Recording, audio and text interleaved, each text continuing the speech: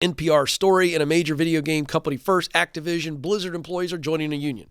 Workers in one division at Activision Blizzard, the major video game company behind popular franchises such as Call of Duty, Overwatch, and Candy Crush. Speaking of crushing people's souls, that Candy Crush will do it. I've seen too many adults on airplanes and in DMVs that have lost their soul to that game. Boy, I'm offending everybody today. The employees unionizing are 28 quality assurance testers at Raven Software, which is a subsidiary of Activision Blizzard. Spokesperson Kelvin Liu said, "We believe that an important decision that will impact the entire Raven Software studio of roughly 350 people should not be made by 19 Raven employees." I agree. I agree with that. And we're talking about 28 quality assurance testers is where this all started. And those that voted, only 22 voted, 19 votes for unionizing, 3 against. Now, where's this come from? Because this is a leadership issue. Should never get to this point.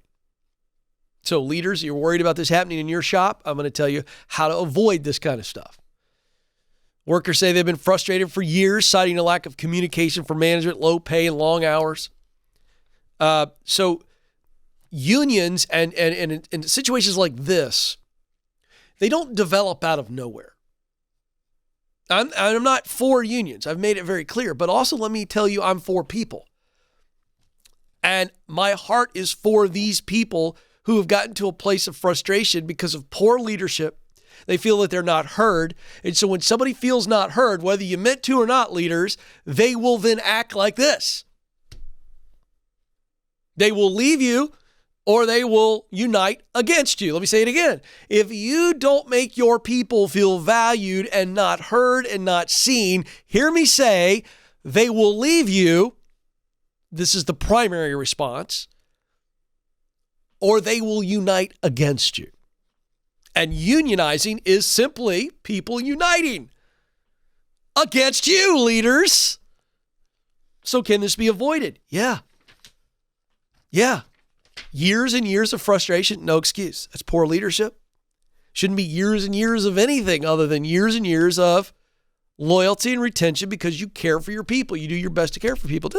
Now listen, you're not going to be able to keep everybody, but you can have a company with high engagement and thus higher retention, greater productivity, and greater profitability.